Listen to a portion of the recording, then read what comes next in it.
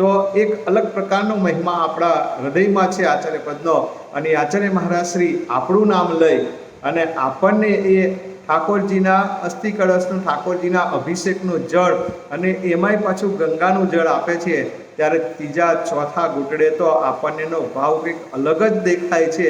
પહેલા ઘૂંટડે સામાન્ય પાણી દેખાતું હતું, બીજા ઘૂંટડે ગંગાજીના જળનો ભાવ આવ્યો, ત્રીજા ઘૂંટડે ભગવાનના અભિષેકનો જળનો ભાવ આવ્યો, અને ચોથા ઘૂંટડે સ્પેશિયલ જેને આપણે આપણા ગુરુ માનીએ છીએ, ગુરુ કહીએ છીએ સંપ્રદાયના, એવા જે આચાર્ય મહારાજ શ્રી એને સ્પેશિયલ નામજોગ તમને આ આપ્યું છે. ત્યારે એ જળ પીવે છે ત્યારે એ ચોથા ઘૂંટડામાં એના ભાવનો, એના મહિમાનો કોઈ પાર નથી રહેતો. એટલે મહારાજ એમ કે છે, જો અંતર સૂનું સૂનું કેમ રહે છે? કેમ કે એને ભગવાનના સ્વરૂપનો મહિમા નથી. મહિમા ઉમેરાઈ જાય આવી રીતે તો પછી ભાવાત્મક મહિમા જ્યારે ઉમેરાય છે ત્યારે એના અંતઃકરણમાં એ અંતર ક્યારેય સૂનું રહેતું નથી. મહારાજ કે આ તો કેવું થયું છે, તો બાળકને ચિંતામણી હાથમાં આપી દીધો છે એટલે એને એની કિંમત છે, કેમ કે એને ઓળખતો નથી. એવી રીતે પહેલા ઘૂંટડે જ્યારે જળ પીધું છે ને ત્યારે તરસ छिपाવવા માટે જળ પીધું છે, પણ પછીના ઘૂંટડે જેમ જેમ પીતા ગયા છે તેમ મહિમા સમજતા ગયા. ગંગાજીના જળનો મહિમા સમજ્યો, ઠાકોરજીના અભિષેકનો મહિમા સમજ્યો.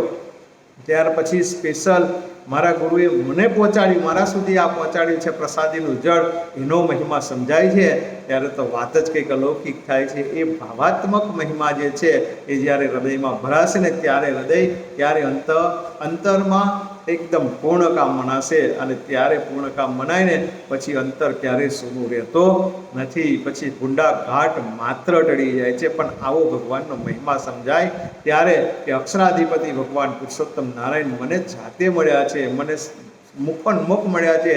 ગુણાતીતાનંદ સ્વામીની વાતોમાં વાત આવે, સ્વામી બીજા પ્રકરણની પહેલી વાત, સ્વામી એમ કે અમે મહારાજની સાથે બધા સંત મંડળ, મુક્તાનંદ સ્વામીનું સંત મંડળ ધરમપુરથી સુરત આવ્યું, સુરતથી પછી આ બાજુ વડતાલ બાજુ આવતા હતા ત્યારે ભરૂચ શહેરના નર્મદા નદીના કાંઠે એક વૃક્ષ જોઈ અને ત્યાં આરામ કરવાનું મહારાજે કીધું કે અહીંયા બપોરનું ટીમણ કરી લઈએ, સ્નાન કરી લ્યો, થાળ કરો, ઠાકોરજીને જમાડો, પછી આપણે બધા અહીંયા આરામ કરીને થોડી વાર પછી બપોર પછી અહીંયાથી સાંજના આગળની ગતિ આપણે કરશું.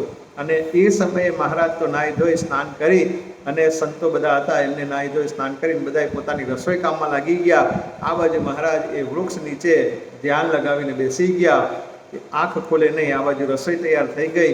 મુક્તાનંદ સ્વામીને એમના શિષ્યોએ કીધું કે ગુરુદેવ મહારાજને કહો કે થાળ જમે તો પછી આપણે બધા જમીએ.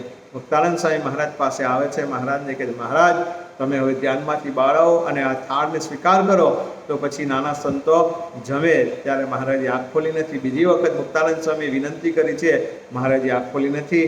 ત્રીજી વખત મહારાજને કહે છે કે મહારાજ સંતો ભૂખા થયા છે, તો આપ જો થાળ જમો તો સંતો થોડો ઘણો પ્રસાદ લે અને એમને શરીરે આરામ થાય. ત્યારે મહારાજે સહેજ આંખ ખોલી ને મુક્તાનંદ સ્વામીને વાત કરી, સ્વામી બધા શિષ્યોને અહીંયા બોલાવી લો. ત્યારે બધા સંતોને મહારાજ પાસે બોલાવીને બેસાડે છે. મહારાજ બહુ અદ્ભુત વાત કરે છે. શ્રીજી મહારાજ કહે છે, મુક્તાનંદ સ્વામી અક્ષરાધિપતિ ભગવાન પુરુષોત્તમ નારાયણને સાંભળજો. મહારાજ શું કહે છે? મહારાજ કે અક્ષરાધિપતિ ભગવાન પુરુષોત્તમ નારાયણને અક્ષરધામના મુક્તને સંબંધ સીધો છે. ત્યાર પછી પ્રકૃતિ પુરુષના લોકમાં કોઈને નથી, પ્રધાન પુરુષના લોકમાં કોઈને નથી. ત્યાર પછી એ અક્ષરાધિપતિ ભગવાન પુરુષોત્તમ નારાયણનો બ્રહ્માના લોકમાં કોઈ, વિરાટના લોકમાં કોઈને સંબંધ નથી, બ્રહ્માના લોકમાં નથી, દેવતાઓના લોકમાં નથી, પિતરીઓના લોકમાં કોઈને નથી સંબંધ. આમ કરતાં કરતાં મહારાજ આ બધી વાતો કરે છે કે ત્યાં સુધી કોઈને સંબંધ નથી, સ્વર્ગમાં દેવતાઓને પણ આનો કોઈને સંબંધ નથી. ત્યારે મુક્તાનંદ સ્વામી બોલે છે કે મહારાજ આ લોકમાં કોઈને ખરો? મહારાજ કે આટલી જ વાત મારે સમજાવી છે કે એક અક્ષરધામના અક્ષર મુક્તોને સીધો સંબંધ છે અને બીજો આ લોકમાં તમને સીધો સંબંધ છે. આ વાત સમજાઈ જાય પછી આપણે ટીમણ કરી લેવું છે. મહારાજ કે આ જ વાત સમજવાની જરૂર છે. કેમ કે આ વાત જ્યાં સુધી નથી સમજાતી ને ત્યાં સુધી અંતર સૂનું રહે છે. કેવી વાત? કે મને સીધો સંબંધ અક્ષરાધિપતિ ભગવાન પુરુષોત્તમ નારાયણનો છે, મારે એનો મેળાપ છે, હંમેશા અખંડ મારી સાથે એ રહે છે, એનો કેફ આપણને રહેતો નથી. એટલે અંતરમાં સૂનું રહ્યા કરે છે અને ઘાટ માત્ર આપણા ટળતા નથી. આપણે નિશ્ચય તો કરી લીધો છે કે આ ભગવાન છે, સુખરૂપ છે, સુખ કંદ છે, અને એમાંથી જ સુખ અને શાંતિ મળે છે, પણ એને આપણા નથી કર્યા. જેમ રૂપિયાને આપણા કરીએ, જેમ બેંકમાં તો કરોડો રૂપિયા, અબજો રૂપિયા પડ્યા હોય, પણ આપણા ખાતામાં 10 કરોડ રૂપિયા પડ્યા હોય ને ત્યારે આપણને એમ થાય કે ના, મારી પાસે કંઈક છે. એમ ભગવાન તો સુખરૂપ જ છે એવો આપણને નિશ્ચય થઈ ગયો છે, શાંતિ રૂપ જ છે. વિષય માત્રનો ઘાટ માત્ર તાળી નાખે એવા છે, પણ એ બીજાની માટે છે. જ્યારે એને આપણા કરીશું ત્યારે એ આપણા ઘાટ માત્ર ટળી જશે અને અંતરમાં પૂર્ણકામપણું મનાશે. આવી રીતે મહારાજે બહુ સરસ વાત કરી છે. એ જ વાતને આપણે અહીંયા ભાવાત્મક તરીકે મહારાજે વાત કરી. હવે આ 25મા વચનામૃતમાં મહારાજ તત્વજ્ઞાનથી વાત કરે છે, જ્ઞાનાત્મક વાત કરે છે. અહીંયા ભાવાત્મક જ્ઞાનની વાત કરી છે, અહીંયા તત્વજ્ઞાને કરીને બ્રહ્મરૂપ કરી અને ભગવાનને કેવી રીતે જાણવા એવી તત્વાત્મક વાત કરે છે મહારાજ. તો જોઈએ કે અહીંયા મહારાજ શું કહે છે. પછી શ્રીજી મહારાજ કૃપા કરીને બોલ્યા, સ્વધર્મ યુક્ત એવો જે ભગવાનનો ભક્ત, તેના અંતરને વિશે તો પોતાનું યથાર્થ પૂર્ણકામપણું મનાતું નથી, અને તે પૂર્ણકામપણું તો આત્મનિષ્ઠા અને ભગવાનના મહાત્મ્યનું જ્ઞાન તેને કરીને જ મનાય છે. બહુ અદ્ભુત વાત મહારાજ બોલ્યા. મહારાજ કે સ્વધર્મયુક્ત જે ભગવાનનો ભક્ત છે તેના અંતરની વિશે યથાર્થ પૂર્ણકામપણું નથી મનાતું. એનું શું કારણ છે? એક તો મહારાજ કે એને આત્મનિષ્ઠાની કાચક છે. આત્મનિષ્ઠા બહુ જ જરૂરી વસ્તુ છે. કેમ કે દેહમાં આવી પડતા જે દુઃખ અને સુખ, દેહના સંબંધીઓની સાથે જે બનતા વ્યવહારો, એમાં જો આત્મનિષ્ઠા ન હોય તો એ ભગવાનની ભક્તિને ક્યાંય ચૂથી નાખે છે. એટલે મહારાજ કહે છે, એક તો પૂર્ણકામપણું મનાવવા માટે પહેલામાં પહેલું તો આત્મનિષ્ઠાની જરૂર પડે છે, અને બીજું ભગવાનના મહાત્મય જ્ઞાનની જરૂર પડે છે. જે આપણે અત્યારે વાત કરી કે અક્ષરાધિપતિ ભગવાન પુરુષોત્તમ નારાયણ મને સીધા મળ્યા છે, ઉપરના લોકમાં કોઈને નથી મળ્યા. એક અક્ષરાધિપતિ, અક્ષરધામના અધિપતિ, એ અક્ષરના મુક્તોને મળ્યા છે, અને સીધા પરબ્રહ્મ પુરુષોત્તમ નારાયણ મને મળ્યા છે. એવું જ્યારે થાય છે ત્યારે એ જ્ઞાન થાય છે ને ત્યારે એને પૂર્ણકામપણું મનાય છે.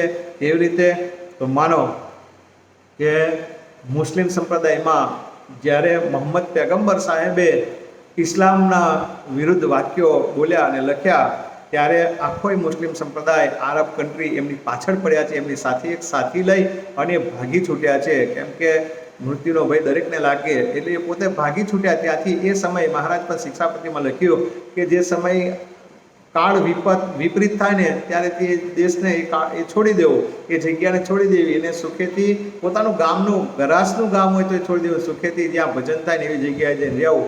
એ ન્યાયે મોહમ્મદ પૈગંબર સાહેબ પોતાનો દેશ, પોતાનું ગામ હતું એ છોડીને ભાગે છે. એમની સાથે એક સાથી લઈને ભાગે છે. જોજો કોને પૂર્ણકામપણું મનાય એ ધ્યાન રાખજો. એ ભાગતા એમ થાય છે કે હવે આપણાથી પહોંચી નહીં વરાય અને આ ઘોડેસવારો આપણને પકડી લેશે ને મારી નાખશે. ત્યારે એમના જોકે મોહમ્મદ પૈગંબર સાહેબને એવી બીક જરાય હતી નહીં, પણ એમના સાથીને થોડી બીક લાગતી હતી.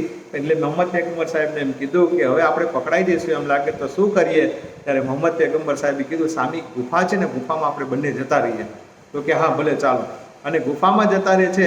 જ્યારે ગુફામાં જતા રહે છે ને ત્યારે ઘોડાના ડાબલાના અવાજ આવતા સંભળાય છે ને ત્યારે વધારે ગભરાય છે એમનો સાથી હતો એ. ત્યારે મોહમ્મદ પૈગંબર સાહેબને એમ કહે છે કે પૈગંબર સાહેબ, આપણે તો 2 જ જણ છે અને તો 22 જણા છે, તો આપણું તો ક્યાંય નિકંદન વાળી દેશે આ લોકો. ખબર નહીં, હમણાં ગુફામાં બેઠાને આપણે પકડાયા તો આપણું તો કચર ઘાન વારી દેશે આ 22 જણા ભેગા થઈને. ત્યારે મોહમ્મદ પૈગંબર સાહેબ એમ કહે છે કે સાથી મિત્ર, આપણે 2 નથી, આપણે 3 છે. અને સાથી મિત્ર કે કેવી રીતના 3 છે? કે અલ્લાહ તાલા આપણી સાથે છે. મોહમ્મદ પૈગંબર એમ કે છે કે પરવરદિગાર અલ્લાહ આપણી સાથે છે, તું જરાય ચિંતા કરતો નહીં. અને એ વાતને એમના સાથીને બરાબર ખ્યાલ આવતો નથી, પણ પૈગંબર સાહેબને એવો નિશ્ચય હતો કે અલ્લાહ કહેતા ભગવાન એમની સાથે છે. અને આ ઘોડેસવારો શોધતા જ્યારે ગુફાની નજીકમાં આવે છે ને ત્યારે એમને એક દ્રશ્ય જોયું છે ત્યાં કે ગુફાને કરોડિયાના જાળાથી વીંટાયેલું ગુફા હતી. એટલે આ લોકોના સેનાપતિએ વિચાર કર્યો કે જો આ ગુફામાં આ લોકો બેઠા હોય તો પછી કરોળિયાનું જાડું તૂટ્યું હોવું જોઈએ, પણ કરોળિયાનું જાડું તૂટ્યું નથી. એનો મતલબ કે આ ગુફામાં આ લોકો નથી, એટલે આપણે વ્યર્થ મહેનત કરવી નથી અંદર જઈને શોધવાની. કેમ કે આ જો અંદર જ બેઠા હોત તો કરોળિયાનું જાડું તૂટેલું હોત, એટલે આની અંદર તો આ લોકો છે નહીં, ચાલો આગળ આપણે શોધવા જઈએ. એમ એ બધી આખી સેના છે એ આગળ શોધવા જતી રહે છે. ત્યારે મોહમ્મદ પૈગંબરને એમનો સાથી એમ કહે છે કે આ ક્યાં જતા રહ્યા હશે? ત્યારે એમને કીધું જા જરાક બહાર જઈને જોઈ લે. અને બહાર જઈને જોવે છે ત્યારે તો એને ઝાડુ દેખાય છે. અને મોહમ્મદ પૈગંબર સાહેબ એમ કહે છે કે આ ઝાડાનો બનાવનારો બીજો કોઈ નહીં, એ આપણો અલ્લાહ તાલા છે અને એ આપણી સાથે જ હંમેશા માટે છે. એમ કહેવાનો મતલબ છે કે ભગવાન આપણી સાથે જ છે. અક્ષરાધિપતિ ભગવાન પુરુષોત્તમ નારાયણ સાથે જ એવો જ્યારે અનુભવ થાય ને ત્યારે આપણને પૂર્ણકામપણું મનાય. પણ આ તો કેવું છે કે માનો આપણે એક નિશ્ચય કરી લીધો કે મંદિરમાં જ ભગવાન છે, પછી બીજે કંઈ છે નહીં. માનો સિગરેટનો બંધાણી હોય, બીડીનો બંધાણી હોય, તો એ મંદિરમાં જાય છે તો મંદિરમાં પીતો નથી. એને કદાચ મંદિરમાં પીવે તો કોઈ ઊભો રહેવા દે ને? મારીને તોડી નાખે. તને કંઈ ભાન છે? વિવેક જેવું છે? સાલા મંદિરમાં આવીને બીડી પીવે છે, મંદિરમાં આવીને સિગરેટ પીવે છે. તો એનો કહેવાનો મતલબ શું છે કે મંદિરમાં જ ભગવાન છે, ચાર દિવાલમાં જ ભગવાન છે? ભગવાન તો સર્વત્ર રહેલા છે, પણ એ સર્વત્રનો જ્યારે આપણને અનુભવ થાય ને ત્યારે એ ભગવાનનો આપણને સુખ પ્રાપ્ત થાય છે. પણ મંદિરમાં જ છે એવું આપણે વિચારશું કે આપણા ઘરના સિંહાસનમાં જ છે મહારાજ, તો આ સિંહાસન પૂરતા રહેશે. પણ સર્વત્ર સૃષ્ટિમાં ભગવાનનું સ્વરૂપ રહેલું છે. એ ભગવાનનું સ્વરૂપ છે, રૂપે કરીને ભગવાન આપણી અંદર ઘનશ્યામ મહારાજ અને કૃષ્ણજી મહારાજના રૂપે રહેલા છે આપણી અંદર. પણ સર્વત્ર જગતમાં જે રહેલા છે એ સ્વરૂપથી રહેલા છે, સર્વત્રમાં અયન કરેલા છે એ નારાયણ છે. એમ શ્રીમદ ભાગવત પુરાણમાં એમ કે છે કે સ્થળમાં જળ ચૈતન્યમાં જળાચરમાં દરેક જગ્યાએ ચરાચર જગ્યાએ ભગવાન શયન કરીને રહેલા છે, તો એને નારાયણ કહેવાય છે. પણ એ નારાયણ તત્વ છે એ પાછું કેવું છે તો બધાયનું સ્વામિત્વ ધરાવે છે, બધાયનો કંટ્રોલ એ પોતાની પાસે રાખે છે. એ સ્વામિત્વપણું છે ને એ ભગવાનનું સ્વામિનારાયણ નામ છે. અને એ ભગવાન સહજાનંદ સ્વામી આ પૃથ્વી પર આવી અને એ નારાયણને સ્વામિત્વ અપાયું છે. કેમ કે એ નારાયણ છે એ સર્વમાં રહેલા છે, પણ પાછા સર્વના નિયંતા છે, એટલે સર્વોપરી કહેવાય છે અને એને સ્વામિનારાયણ કહેવાય છે. સ્વામિનારાયણ એ ભગવાન સહજાનંદ સ્વામીએ મહામંત્ર આપ્યો છે અને એ મહામંત્ર બહુ બળ્યો છે. અને એ મહામંત્ર બહુ બળ્યો છે એની પાછળનું કારણ કેમ કે આજ સુધી જે નારાયણને આપણે જાણતા હતા એ બધા નારાયણના રૂપને જાણતા હતા, પણ આ મંત્ર સ્વરૂપવાચક મંત્ર છે. એને બરાબર ન સમજીએ તો ભેદભાવ ઊભા થાય એમ છે. કેમ કે સૂર્યનારાયણ છે તો સૂર્યના લોક સુધી સીમિત છે, એનું રૂપ છે, રથમાં બેઠા છે અને એ પૃથ્વી એની પરિભ્રમણ કરી રહી છે અને એ આખા બ્રહ્માંડનું પરિભ્રમણ કરી રહ્યા છે. એ રૂપ એ પૂરતું છે. નરનારાયણને લઈએ તો બદ્રિકાશ્રમવાસી નર ઋષિ ને નારાયણ ભગવાન એ નરનારાયણનું રૂપ છે.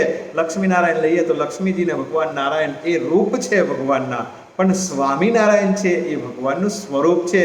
એ જે નારાયણ તત્વ સર્વત્ર રહેલું છે, જે ઘટઘટમાં રહેલું નારાયણ તત્વ છે, એ બધાયનું જે નિયમન કરનારું છે, નિયંત્રણ કરનારું છે, એ તત્વ છે ને એ સ્વામિત્વ ધરાવે છે બધાયનું, તો એને સ્વામિનારાયણ કહેવાય છે. અને સ્વામિનારાયણ મહામંત્ર છે એ નારાયણનું સ્વરૂપ બતાવતું છે, રૂપ બતાવતું નથી. પણ એ જેટલા કોઈ નારાયણ છે, વાસુદેવ નારાયણ હોય, શ્રીમન નારાયણ હોય, સત્યનારાયણ હોય, એ બધા એના રૂપને દેખાડનારા છે. પણ આ જે છે એ તાત્વિક જ્ઞાને કરીને ભગવાન સ્વામિનારાયણે એ સ્વામિનારાયણ નામ આપ્યું છે અને સ્વામિનારાયણ મહામંત્ર આપ્યો છે. એ સ્વરૂપને દાખવતો છે અને એ સ્વામિનારાયણ મહામંત્રનો બહુ મોટો પ્રતાપ છે. અને એ સ્વામિનારાયણ મહામંત્રનો પ્રતાપ જાણવો હોય તો સંપ્રદાયના ગ્રંથોને ખોલવા પડે અને ગ્રંથોને ખોલી અને સ્વામિનારાયણ મહામંત્રથી શું કામ થયા છે, એ સ્વામિનારાયણ મહામંત્રથી શું થયું છે એનો અનુભવ કરવો હોય તો પોતે પણ એ નામનો જપ કરવો પડે. નામીને લઈ કહેતા કે ઘટઘટમાં રહેલા જે ભગવાન નારાયણ છે એ બધાયનું નિયમન કરે છે. માયા કાળ પુરુષ પ્રધાન સહુનો પ્રેરક હું ભગવાન, કે છે સહુનો પ્રેરક હું ભગવાન. આ જીવ ઈશ્વર માયા બધાયનો પ્રેરક છે. સહુને વશ કરું મહારાજ, શું કે સહુને વશ કરવું એવો છું. એ નારાયણ તત્વ જે છે એ સૌને વશ કરે. નહીં, તમે એમ નહીં વિચારતા કે આ સહજાનંદ સ્વામી પર લઈ જાય છે, પણ જે પરાત્પર પુરુષોત્તમ નારાયણ છે એની વાત થઈ રહી છે. સહજાનંદ સ્વામીએ તો ભગવાન સ્વામિનારાયણને તો આવી અને આ મહામંત્ર આપ્યો છે, એને જગતને ઓળખાણ કરાવી છે કે જે પ્રભુત્વ તત્વ છે પરબ્રહ્મ પુરુષોત્તમ નારાયણ, પૂર્ણ પુરુષોત્તમ નારાયણ જે કહેવામાં આવે છે એ દરેકનો સ્વામી છે અને એ આ રૂપને ધારણ કરે છે, બધાય રૂપોને, અને એ જે બધાય રૂપોને ધારણ કરે છે અને સર્વત્ર સૃષ્ટિમાં રહેલું છે એ બધાયનું નિયમન કરનાર છે ને એ નિયમક છે. એ નિયમક કંટ્રોલર જે છે ને એ સ્વામી તત્વ છે. એ નારાયણ જે તત્વ છે એ બધાયનો સ્વામી છે, એટલે એને સ્વામિનારાયણ કહેવામાં આવે છે. અને એ તત્વની વાત થઈ રહી છે કે પરબ્રહ્મ પુરુષોત્તમ નારાયણનો સીધો અવતાર કોઈ આવ્યો હોય ને તો એ સહજાનંદ સ્વામી છે. અને એ આપણને હરિકૃષ્ણજી મહારાજના રૂપમાં પ્રાપ્ત થયા છે, ઘનશ્યામ મહારાજના રૂપમાં પ્રાપ્ત થયા છે. અને એ આપણું મોટું ભાગ્ય છે કે આપણને એ આ મહામંત્ર આપણા ઈષ્ટદેવો આપણને પ્રાપ્ત કરાયો છે. સ્વરૂપને જાણનારો મંત્ર, સ્વરૂપ સુધી પહોંચાડનારો મંત્ર. રૂપ સુધી પહોંચીને પછી સ્વરૂપ સુધી પહોંચવાની જરૂર છે, તો એ સ્વરૂપ સુધી પહોંચવા માટે એ મંત્ર આપણને આપણા ઈષ્ટદેવ ભગવાન સ્વામિનારાયણે આપણને આપ્યો છે. અને એ મંત્રનો જાપ જ્યારે કરીએ ને ત્યારે એ મંત્રના અર્થને સમજીને કે ઘટઘટમાં વિરાજમાન જે નારાયણ છે એ સ્વામિત્વ તત્વ છે, સ્વામિત્વ ધરાવે છે. અને એ જે સ્વામિત્વ ધરાવે છે ને એ પરબ્રહ્મ પુરુષોત્તમ નારાયણ છે, એને સ્વામિનારાયણ નામથી ઓળખાય છે. એટલે એ સ્વામિત્વ તત્વ ધરાવનારું જે કંટ્રોલર તત્વ છે એ પરબ્રહ્મ પૂર્ણ પુરુષોત્તમ નારાયણ અક્ષરાધિપતિ ભગવાન છે. અને એ સ્વરૂપ સુધી પહોંચાડનારો આ મંત્ર છે, એ મંત્રમાંથી આ અર્થ પ્રગટ થાય છે કે જે પરબ્રહ્મ પુરુષોત્તમ નારાયણ છે, જે સર્વેને વશ કરીને રહ્યો છો, સર્વનો પ્રેરક છે, એ બીજો કોઈ નહીં તો એ ભગવાન અક્ષરાધિપતિ ભગવાન પુરુષોત્તમ નારાયણ છે. અને એ બધાયનો નિયામક છે, બધાયનો પ્રેરક છે, એ જ સ્વામી છે, એ નારાયણ છે, એ જ સ્વામી છે. અને એને સ્વામિનારાયણ નામથી ઓળખવામાં આવે છે. તો એ ભગવાન અહીંયા આપણને એમ કહે છે કે પૂર્ણકામપણું નથી મનાતેનું કારણ કેમ કે એક તો આપણે પોતાની જાતને ઓળખી નથી શક્યા, આત્માની નિષ્ઠા નથી થઈ, આપણે દેહમાં રહ્યા છે એટલે ભગવાનને ઓળખી શક્યા અરે પોતાની જાતને નથી ઓળખી શક્યા. જો આત્માની નિષ્ઠા થાય અને બીજું ભગવાનનું મહાત્મ્ય જ્ઞાન આવી રીતના હોય, હમણાં કહ્યું એવી રીતના કે આવી રીતના જો ભગવાનનું મહાત્મ્ય જ્ઞાન હોય તો પછી પોતે પૂર્ણકામ પોતાની જાતને મનાય જ છે. કેમ કે સર્વત્ર દેખાય છે તત્વ નારાયણ તત્વ, એ મારા ભગવાન છે, એ સર્વેનો સ્વામી છે. અને એમ જ્યારે મનાય એ મારી સાથે છે. જ્યારે મોહમ્મદ સાહેબ પેગમ્બરને આમ સમજાયું છે ત્યારે એ દુશ્મનો એના કહેતા એની પાછળ પડેલા જે સૈન્ય હતા બધા પાછા જતા રહે છે અને આમ મોહમ્મદ પેગમ્બર સાહેબ તે બચી જાય છે. એવી જ રીતે ભગવાન આપણી સાથે છે. કેમ કે ક્યાં નથી ભગવાન? ભગવાન તો સર્વત્ર રહેલા છે. પ્રહલાદજીએ એક થાંભલામાં ભાવના કરી છે અને થાંભલામાંથી ભગવાન નૃસિંહ નારાયણ પ્રગટ થાય છે અને એની રક્ષા કરે છે. એમ મહારાજે પણ કીધું છે, મહારાજ કે ક્યારેક અમારો ભક્ત વિપત્તિમાં આવે ને ત્યારે તમે જરાય ચિંતા નહીં કરતા, લીલા ઘાસને દંડવટ કરજો. મહારાજે એમ કીધું છે. ગુણાતીતાનંદ સ્વામીની વાતોમાં સ્વામીએ લખ્યું કે મહારાજ પોતાના શ્રીમુખે આમ બોલીને ગયા છે કે લીલા ઘાસને દંડવટ કરજો. લીલા ઘાસને દંડવટ કરશો ને મહારાજ કે એમાં રહીને તમારા હું કામ પતાવીશ. કેમ કે ઘટઘટમાં રહેલા છે ભગવાન અને દરેક જગ્યાએ સર્વત્ર ભગવાન રહેલા છે. એટલે એમાંથી આપણી અવાજ સાંભળશે અને એમાંથી આપણી પ્રાર્થના સાંભળીને આપણા કાર્યને પૂરા કરશે. પણ આપણને એનો પૂરો વિશ્વાસ હોવો જોઈએ કે ના મહારાજ આ જગ્યાએ છે, આ જગ્યાએ નથી, એવું નથી. દરેક જગ્યાએ ભગવાન રહેલા છે. જો દરેક જગ્યાએ મારી સાથે ભગવાન રહેલા છે એવું થાય તો ક્યારેય આપણે જૂઠું બોલી ન શકીએ. દરેક જગ્યાએ ભગવાન રહેલા છે, મારી સાથે છે એવું આપણને એનો અંદાજ આવવા માંડે, એવું આપણને ભાવ થઈ જાય કે મારી સાથે જ મહારાજ રહેલા છે, મારી સાથે જ ભગવાન રહેલા છે, તો ક્યારેય વ્યસનની ટેવ ન પડે. કેમ કે સાક્ષી સ્વરૂપે ભગવાન તો દરેક પાસે રહેલા છે, દરેકની સાથે રહેલા છે. પણ આપણા મનમાં આપણે એવું ઠસાવી દીધું છે કે મંદિરમાં જ રહેલા છે ભગવાન, કે આપણા સિંહાસનમાં જ રહેલા છે ભગવાન. ના, સર્વત્ર ભગવાન કણ રહેલા છે. એવો જ્યારે આપણે અનુભવ કરીશું ને ત્યારે આપણી અંદર પૂર્ણકામપણું મનાશે મહારાજ કે. અને એમાં અને એ બેમાં જેટલી ન્યૂન્યતા રહે છે તેટલી પૂર્ણકામપણામાં ન્યૂન્યતા રહે છે. આ બેમાં આત્મનિષ્ઠામાં અને મહારાજ કે મહાત્મય જ્ઞાનમાં, ભગવાનના સ્વરૂપના મહાત્મય જ્ઞાનમાં જેટલો ન્યૂન્યતા રહે છે. આ તાત્વિક વચનામૃત છે ને તત્વે કરીને મહારાજને જાણવાના, ભગવાનને જાણવાના છે. તો એ તત્વજ્ઞાન એવું છે, મહારાજ એમ કહે છે કે એ બે વાતમાં ભગવાનના સ્વરૂપને જાણ્યામાં પોતાના આત્માની નિષ્ઠામાં જો જેટલી ખોટ રહે છે ને એટલો જ પૂર્ણકામપણામાં ખોટ આવે છે. માટે એ બે વાના તો ભગવાનના ભક્તે દ્રઢપણે કરીને સાધવા. આ બેની વાત મહારાજ કરે છે કે આ બે છે એ કયા સાધન? તો આત્મજ્ઞાન, આત્મનિષ્ઠા અને ભગવાનના સ્વરૂપનું જ્ઞાન. આ બે વસ્તુ તો મહારાજ કે તમારે શું કરવાનું છે? મહારાજ કે એ બેને સાધવાના છે. અને એ બેમાં જેટલી ખામી રહે એટલી તો સમાધિમાં પણ નડે છે. બહુ અદ્ભુત મહારાજે વાત કરી છે, સમાધિમાં પણ નડે છે. આ બેમાં જેટલી ખોટ રહે છે ને, માનો કે આ આત્મનિષ્ઠા આપણને નથી, અને સમાધિ જ્યારે કરાવે છે ને ભગવાન, સમાધિમાં જ્યારે જાય છે ને જીવ, ત્યારે આત્મનિષ્ઠા પહેલી જરૂર પડે છે. કેમ કે અહીંયા મહારાજ બતાવે છે કે સમાધિ કરાવે ને તો એમાં એ નડે છે. તો કેવી રીતે નડે છે? અને મહારાજ કે હમણાં અમે એક હરિભક્તને સમાધિ કરાવી હતી, તેને તેજ અતિશય દેખાણું. તે તેજને જોઈને ચીસ પાડવા માંડી ને કહ્યું છે હું બળું છું, માટે સમાધિવાળાને પણ આત્મજ્ઞાનનો જરૂર કામ પડે છે. મહારાજે આ સરસ વાત બતાવી છે.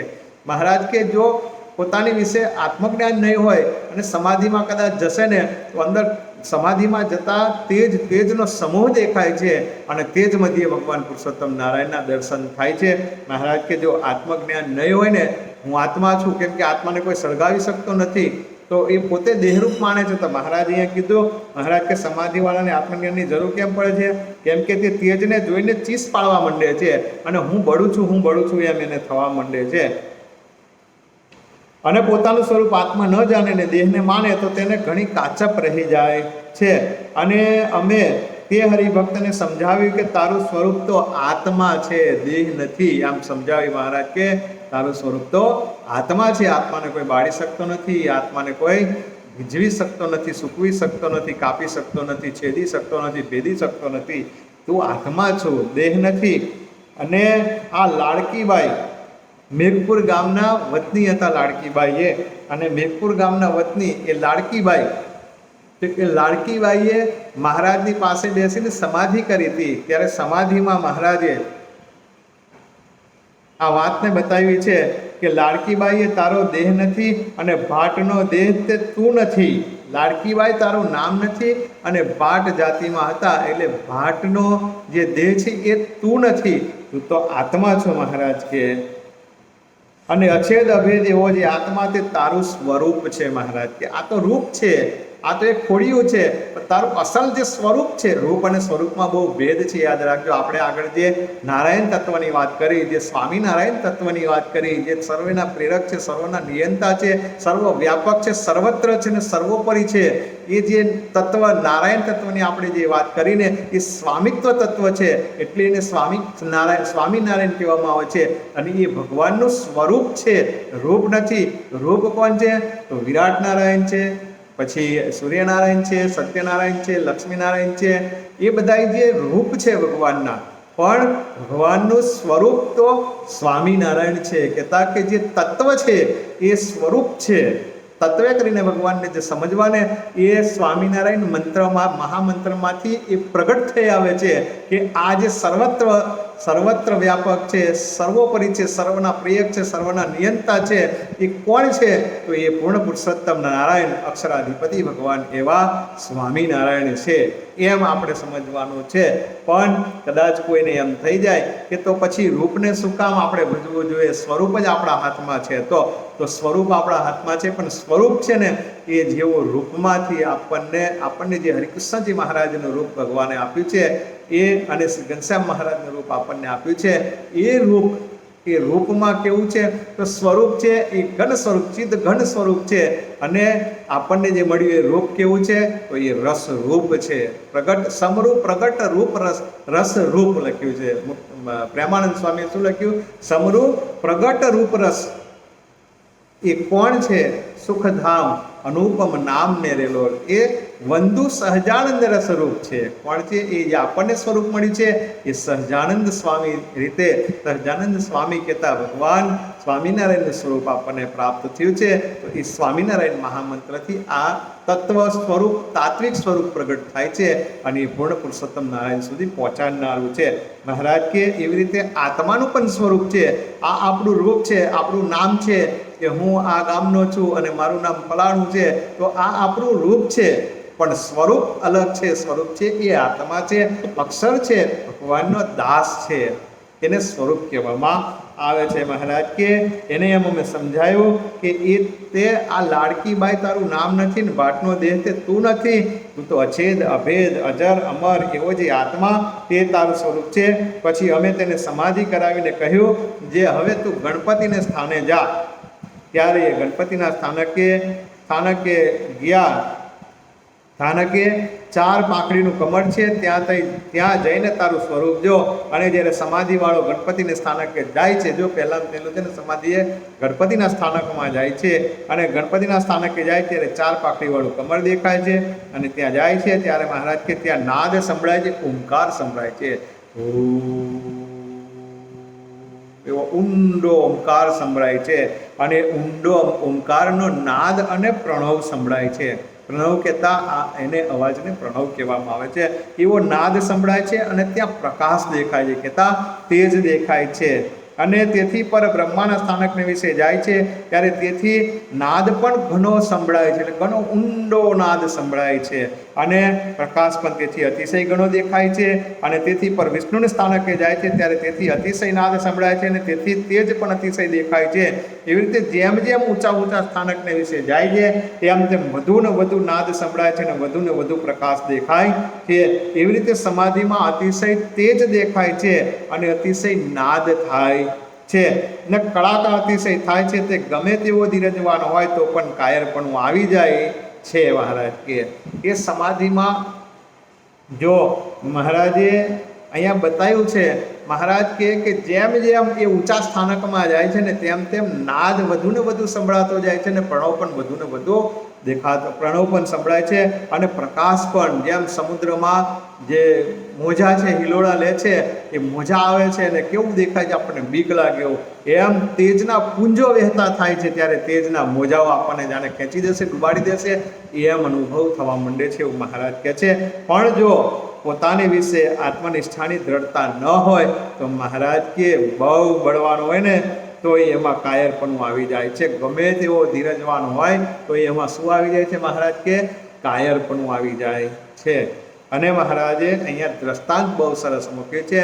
પ્રસિદ્ધ દ્રષ્ટાંત છે એ જો અર્જુન ભગવાનના અંશ હતા અને મહાસુરવીર હતા તો પણ ભગવાનનું વિશ્વરૂપ જોવાને સમર્થ થયા નહીં. મહાભારતમાં આ સ્પષ્ટ ઉલ્લેખ કરવામાં આવ્યો છે. આ કંઈ અમારા મોઢાની વાત નથી, એટલે કોઈ બીજું સમજતા નહીં. તો કહેવાનો મતલબ એવો છે કે અર્જુનજી છે એ ભગવાનના અંશ હતા, નર ભગવાન હતા ને નારાયણ ભગવાનનો અંશ હતા. તેમ છતાંય ભગવાનનું વિશ્વરૂપ જોવા માટે સમર્થ થયા નહીં. માટે એમ બોલ્યા જે હે મહારાજ આ રૂપ જોવાને હું સમર્થ નથી. કબૂલ કર્યું છે. મહાભારતમાં આ પ્રસંગ છે અને આ વાતને શ્રીમદ ભગવદ્ ગીતામાં પણ લખવામાં આવી છે. અર્જુનજીની સામે જ્યારે વિશ્વરૂપ ધારણ કરી છે ભગવાને ત્યારે એ અર્જુનજી એમ બોલ્યા છે કે હે માધવ, હે કેશવ, હું આ તારા રૂપને જોવાને સમર્થ થતો નથી. અને માટે હું કહે છે માટે તમારું જેવું પ્રથમ રૂપ હતું તેવું તમારું દર્શન કરાવો. મારા સખા હતા ને એવી રીતે તમે મારું દર્શન કરાવો. એવી રીતે એવા સમર્થને પણ સમાધિને વિશે જ્યારે બ્રહ્માંડ ફાટી જાય એવા કડાકા થાય છે અને જેમ સમુદ્ર મર્યાદા મેલે એવા તેજના સમૂહ દેખાય છે ત્યારે ધીરજ રહેતી નથી. સમજ્યા? ત્યારે કોઈની ધીરજ રહેતી. સમુદ્ર પોતાના મર્યાદા મૂકી દે એવો તેજનો સમૂહ જ્યારે દેખાય છે ત્યારે ધીરજવાનને પણ શ્રદ્ધા એમાં ધીરજ રહેતી નથી. તે સારું દેહ થકી પોતાનું સ્વરૂપ જુદું સમજવું જોઈએ. તાણી જશે તો આત્માને તાણી જશે, બાકી દેહને તાણી જશે, બાકી આત્માને કંઈ થવાનું નથી. જો એ આત્મબુદ્ધિ હોય, આત્મજ્ઞાન હોય તો એને એમ થાય છે. મહારાજ એમ કહે છે કે તે સારું પોતાના સ્વરૂપને દેહથી જુદું સમજવું જોઈએ. અને એવી જે સમાધિ થાય છે તેના 2 ભેદ છે. હવે મુખ્ય વાત આવે છે મહારાજ કે એવી જે સમાધિ થાય છે તેના મુખ્ય 2 ભેદ છે. કયા? તો એક તો પ્રાણાયામ કરીને પ્રાણનો નિરોધ થાય છે, તે ભેળો ચિત્તનો નિરોધ થાય છે. મહારાજે સરસ એક પહેલો ઉપાય બતાવે છે. મહારાજ કે પ્રાણાયામે કરીને, મહારાજ એવું બતાવ્યું છે, મહારાજ કે પ્રાણાયામે કરીને પ્રાણનો નિરોધ થાય છે, તે ભેળો ચિત્તનો પણ નિરોધ થાય છે. આ એક અષ્ટાંગ યોગની રીત બતાવી છે મહારાજે, એમાંથી સમાધિ સુધી જવાય છે. એ રીત કેવી છે?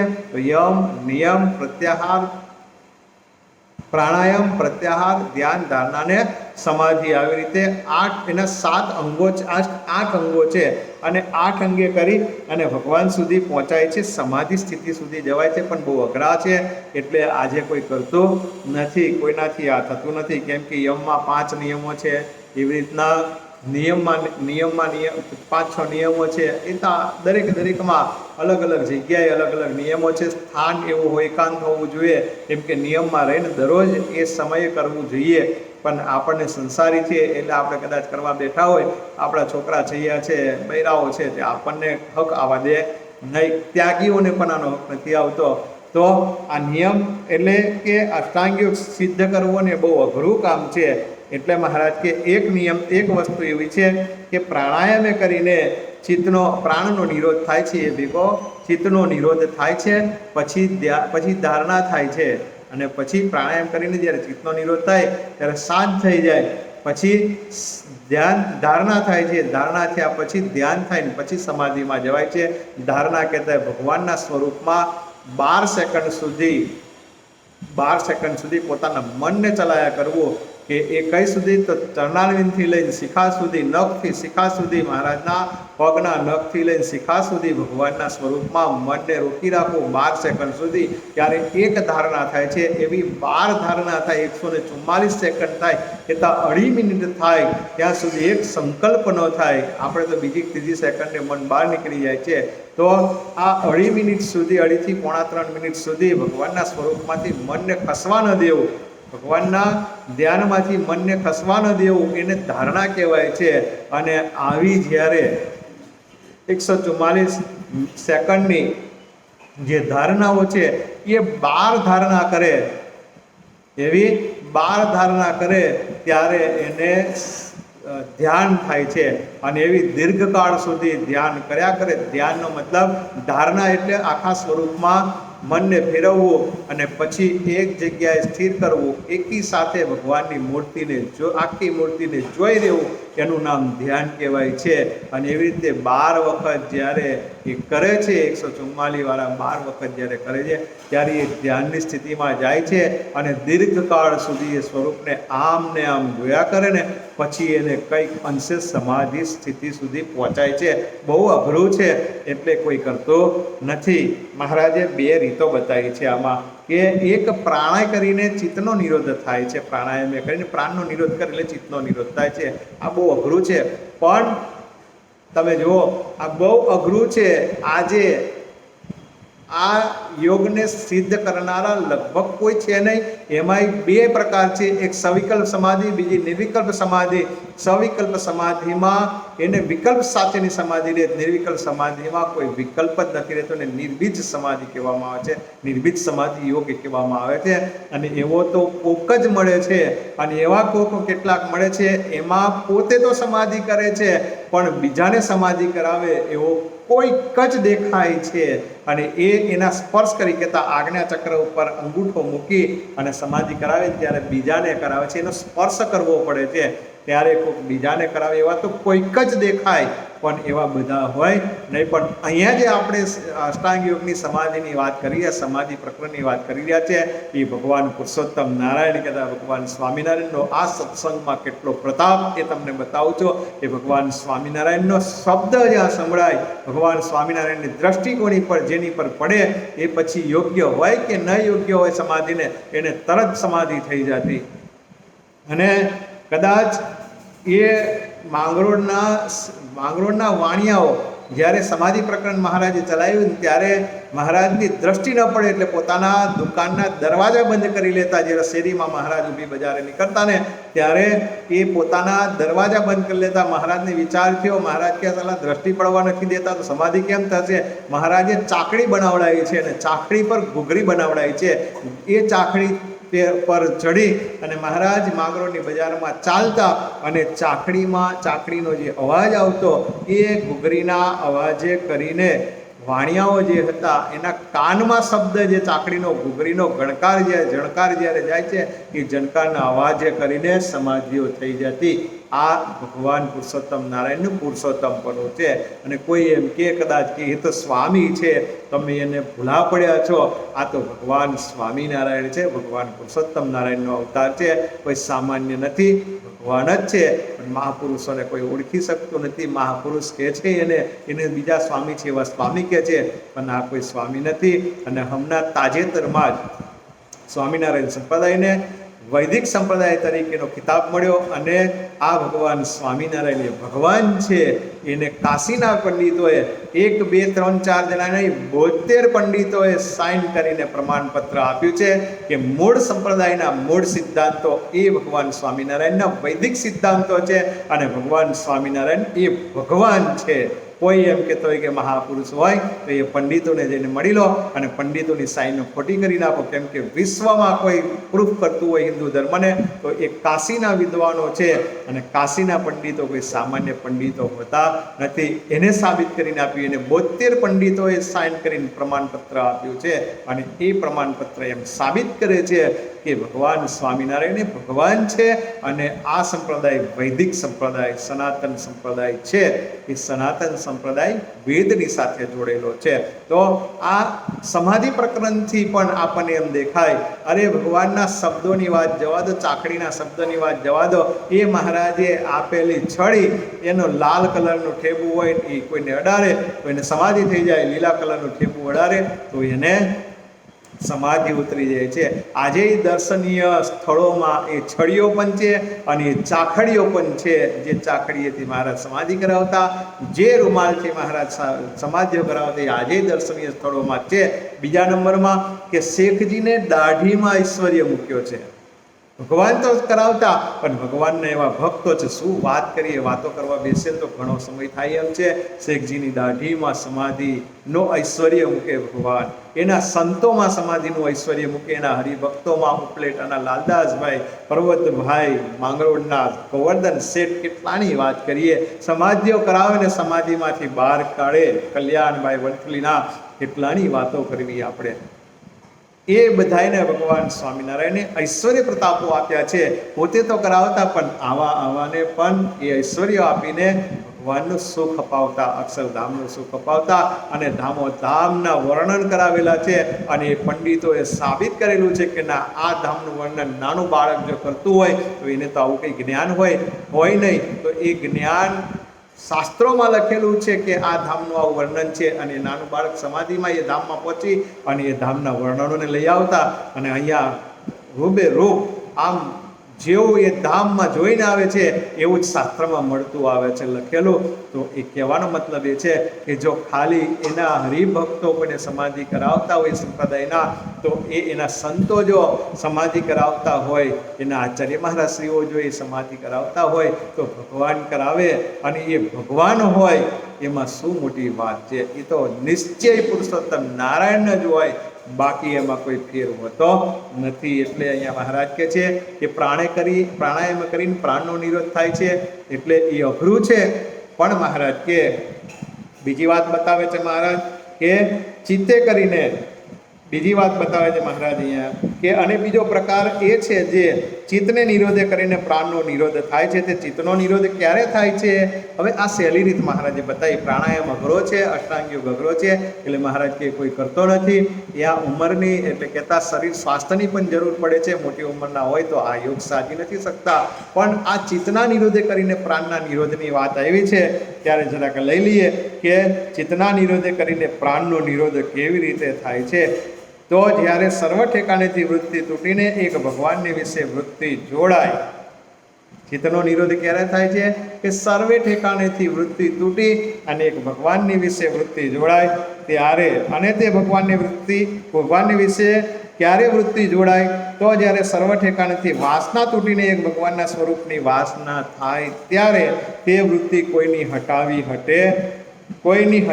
ભગવાનના સ્વરૂપમાંથી પાછી હટે નહીં. જો સર્વ ઠેકાણેથી વાસના તૂટી ગઈ છે પછી બીજે જોડવી તો પડે ને. માનો કે તમારો દીકરો સ્કૂલે જવા નીકળ્યો છે, સ્કૂલે નથી ગયો, ઘરે નથી, તો ક્યાંક તો ગયો જ છે, ક્યાંક તો જોડાયો જ છે. કદાચ સિનેમા ઘરમાં જોડાયો હોય કે પછી કોઈક બીજી જગ્યાએ જોડાયો, ક્રિકેટ મેચ ચાલતી હોય ત્યાં જોડાયો હોય, પણ ક્યાંક તો જોડાયો જ છે. એટલે એક જગ્યાએથી તૂટે છે તો બીજે જોડાય જ છે ને, જોડવું જ પડે છે. એમ આ જગતમાંથી જ્યારે વાસના તૂટે છે ને ત્યારે ભગવાનના સ્વરૂપમાં વાસના જોડવી જ પડે છે. અને એ વાસના જોડે છે ત્યારે કેવું થાય છે? ભગવાનના સ્વરૂપમાં સર્વ ઠેકાણેથી વાસના તૂટી ભગવાનના સ્વરૂપમાં વાસના જોડાય ત્યારે તે વૃત્તિ કોઈની હટાવી ભગવાનના સ્વરૂપમાંથી હટતી નથી, પાછી હટે નહીં. જેમ કોઈ કૂવો હોય ને તે ઉપર 20 કોષ ફરતા હોય ને તેનો પ્રવાહ જુદો જુદો ચાલતો હોય ત્યારે તે પ્રવાહમાં કોઈ જોર હોય નહીં. માનો કે અત્યારે સબમર્સિબલ મોટરો છે તો 20 હોર્સ પાવરની 20 એચપીની એક મોટર છે, એ કૂવામાંથી 4નું પાણી કાઢે છે. પાણી એ 4નું કાઢે, ધારણા કરવાની છે. કદાચ કોઈ પ્રદેશમાં ના હોય તો ધારવામાં કંઈ જતું નથી, કેમ કે એક 20 હોર્સ પાવરની જે મોટર છે 4 ઇંચનું પાણી કાઢે છે તો 4નું ફ્લો પડે છે, પણ એ 4નો ફ્લો એકમાંથી પડે છે, એક મોટર કાઢે છે. પણ એવી 20 મોટરો જોડી દેવામાં આવે અને 20 મોટરનો પ્રવાહ એક જ જગ્યાએ નાખવામાં આવે મહારાજ કે તો એ નદી જેવો પ્રવાહ થઈ જાય છે. એમ મહારાજ અહીંયા બતાવે છે. તો મહારાજ કે જો એ 20 હોર્સ પાવરની એક મોટર છે એ કદાચ ચાલે ને તો એને રોકી શકાય છે, ધારિયાની આડી પારી કરીને ખેતરમાં રોકી શકાય છે. પણ 20 મોટરનો 20 હોર્સ પાવરનો એટલે 400 હોર્સ પાવર થયા. 400 હોર્સ પાવરનો પાણીનો પ્રવાહ કહેતા 4 ઇંચનો એકની અંદર આવે એવો 80 ઇંચનો પ્રવાહ જ્યારે ફેલાય છે ત્યારે એક નદી જેવો પ્રવાહ થઈ જાય છે. મહારાજ કે જો અલગ અલગ હોય તો એ બધી જગ્યાએ ચાલતો હોય તેમાં જોર ન હોય અને તે 20 કોષ પ્રવાહ ભેળો કરીએ તો નદીના જેવો અતિશય બળવાન પ્રવાહ થાય, તે કોઈનો હટાવ્યો પાછો હટે નહીં. મહારાજ કે 20 હોર્સ પાવરની મોટરનો એક જ જગ્યાએ જો પાણી નાખવામાં આવે તો નદી જેવો પ્રવાહ થાય છે, પાછો હટે નહીં. તેમ જ એની વૃત્તિ નિર્વાસનિક થાય ત્યારે તેનું ચિત્ત છે તે ભગવાનના સ્વરૂપમાં જોડાય છે. અને જેના ચિત્તમાં સંસારના સુખની વાસના હોય તેને તો સ્તોત્ર ઇન્દ્રિય દ્વારા કરીને અનંત જાતના જે શબ્દ તેને વિશે વૃત્તિઓ જુદી જુદી થાય છે. એવી રીતે મહારાજે દરેક ઇન્દ્રિયની વાત બતાવી છે. અહીંયા મહારાજે કહે છે કે જો ચિત્ત ભગવાનના સ્વરૂપમાં જોડાયું છે, દરેક જગ્યાએથી વાસના તૂટી ગઈ છે તો પછી એ એટલો બળવાન પ્રવાહ થાય છે કે પછી એ બીજે ક્યાંય લાગતો નથી. પણ જો અને જેના ચિત્તમાં સંસારના સુખની વાસના હોય અને જેના ચિત્તમાં મહારાજ કે સંસારના સુખની વાસના રહી ગઈ તો સ્તોત્ર ઇન્દ્રિય દ્વારા કરીને અનેક જાતે વૃત્તિઓ ફેલાય છે. તેમજ ત્વચા ઇન્દ્રિય દ્વારા હજારો જાતના જે સ્પર્શ તેને વિશે જુદી જુદી વૃત્તિઓ ફેલાય છે. તેમજ નેત્ર ઇન્દ્રિયની વૃત્તિ તે હજારો જાતના જે રૂપ તેને વિશે ફેલાય છે. તેમજ રસના ઇન્દ્રિયની વૃત્તિ તે હજારો જાતના જે રસ તેમાં ફેલાય છે. તેમજ કર્મ ઇન્દ્રિયની વૃત્તિઓ પણ પોતપોતાના વિષયને વિશે, નાસિકા એ પણ ગંધ છે ને એ પણ અનેક જગ્યાએ ફેલાય. મહારાજ કે એમ 5 કર્મ ઇન્દ્રિયો છે એ પણ પોતપોતાના વિષયોમાં અનેક જગ્યાઓ ફેલાય છે, હજારો પ્રકારે ફેલાય છે. એવી રીતે 10 ઇન્દ્રિયો દ્વારા એનું અંતઃકરણ છે તે હજારો પ્રકારે ફેલાઈ ગયું છે. તે જ્યારે ચિત્ત તે ભગવાનનું જ ચિંતન કરે અને મન તે ભગવાનનો જ ગાંઠ ગળે અને બુદ્ધિ તે ભગવાનના સ્વરૂપનો જ નિશ્ચય કરે અને અહંકાર તે હું આત્મા છું ને ભગવાનનો ભક્ત છું એવું જ અભિમાન ધરે ત્યારે એની એક વાસના થઈ જાણવી, ચારે અંતઃકરણ એક થઈ અને ભગવાનમય લાગે છે ત્યારે સમજવું કે એની એક વૃત્તિ થઈ છે. અને પ્રાણે કરીને જે ચિત્તનો નિરોધ થાય છે તે તો અષ્ટાંગ યોગ કરીને થાય છે. તે અષ્ટાંગ યોગ તો યમ, નિયમ, આસન, પ્રાણાયામ, પ્રત્યાહાર, ધ્યાન, ધારણા અને સમાધિ છે. આવી રીતે 8 અંગ છે અને એ 8 અંગ તેને યુક્ત અને અષ્ટાંગ યોગ તે સાધન રૂપ છે ને એનું ફળ તે ભગવાનની વિશે નિર્વિકલ્પ સમાધિ છે. અષ્ટાંગ યોગ તે સાધન રૂપ છે. જેમ આપણે ભજન કરવા બેઠા એ સાધન છે, પણ સાધ્ય શું છે? ભગવાનની મૂર્તિ છે. ગમે તે કરો પણ સાધ્ય મૂળ મેન લક્ષ્ય જે છે ને મુખ્ય ગોલ જે આપણો મેન ગોલ છે એ ગોલ ભગવાનની મૂર્તિ છે. મહારાજ એમ કહે છે કે એ ભગવાનની વિશે જે નિર્વિકલ્પ સમાધિ થાય છે, ભગવાનના સ્વરૂપને જોઈ લેવું, પછી પોતાની જાતને પણ ભૂલાવી દે છે કે હું આત્મા છું કે અક્ષર છું કે બ્રહ્મરૂપ છું, પોતાની જાતને પણ ભૂલાવી દે અને ચિત્તઘન એની અંદર રહેલા જે ભગવાન પુરુષોત્તમ નારાયણની જે મૂર્તિ છે એમાં એ નિમગ્ન થઈ જાય છે અને બીજું કાંઈ ખબર રહેતી નથી, ત્યારે એને નિર્વિકલ્પ સમાધિ કહેવામાં આવે છે. પણ એ અષ્ટાંગ યોગે કરીને થાય છે એવું કહે છે મહારાજ. અને તે જ્યારે એવી નિર્વિકલ્પ સમાધિ થાય છે ત્યારે પ્રાણને નિરોધ કરીને ચિત્તનો નિરોધ થાય છે. આવી અષ્ટાંગ યોગની રીત બતાવી છે. ત્યારે ચિત્તનો નિરોધ થાય છે એમ કે પ્રાણના નિરોધ કરીને જો અને મહારાજ કે જો નિર્વાસનિક થઈને ભગવાનને વિશે જોડાય છે તો તે ચિત્તને નિરોધ કરીને પ્રાણનો નિરોધ થાય છે. આમાં એક ફાયદો છે. પેલું પ્રાણાયામ કરતાં કરતાં ધ્યાન, ધારણા અને સમાધિ ધારણા ભગવાનના સ્વરૂપની કરે છે ને ત્યાં સુધી જો દેહ પડી ગયો તો એ જીવાત્મા ક્યાં જશે એનું કંઈ નક્કી નથી, કેમ કે એ પ્રાણાયામે કરીને ચિત્તનો નિરોધ કરે છે. પણ અહીંયા ચિત્તના નિરોધે કરીને પ્રાણનો નિરોધ કરવાની મહારાજ વાત કરે છે. એ ચિત્તના નિરોધે કરીને જ્યારે પ્રાણનો નિરોધ કરવાની વાત આવે ને ત્યારે સ્ટાર્ટિંગથી જ, શરૂઆતથી જ ભગવાનના સ્વરૂપમાં ચિત્તને પીરવવાની વાત છે. એટલે કદાચ જો દેહ પડી જાય તો એની વૃત્તિ તો ભગવાનના સ્વરૂપમાં જોડાયેલી રહે છે અને જોડાવાની કોશિશ કરી રહી છે. એટલે ગમે તે સમયે એનો દેહ પડી જાય તો પણ એ ભગવાનના સ્વરૂપને સાધતો તો જીવાત્મા, એટલે એ ભગવાનના સ્વરૂપને જ પામે છે, બાકી બીજે ક્યાંય જતો નથી. એને ફાયદો છે મહારાજ એમ કહેવા માગે છે.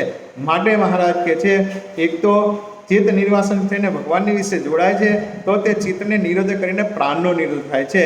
માટે જેમ અષ્ટાંગ યોગ સાધવે કરીને ચિત્તનો નિરોધ થાય છે તેમ ભગવાનના સ્વરૂપને વિશે જોડાવે કરીને ચિત્તનો નિરોધ થાય છે. ભગવાનના સ્વરૂપને જોડવે કરી અને ચિત્તનો નિરોધ થાય છે.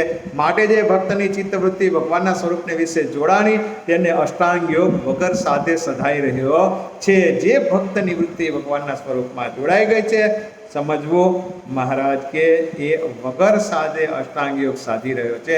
માટે અમે કહ્યા જે આત્મનિષ્ઠા અને ભગવાનના મહાત્મ્યનું જ્ઞાન એ બે સાધન તે દ્રઢપણે રાખવા. મહારાજ કે આ શું કામ રાખવાની વાત કરે છે?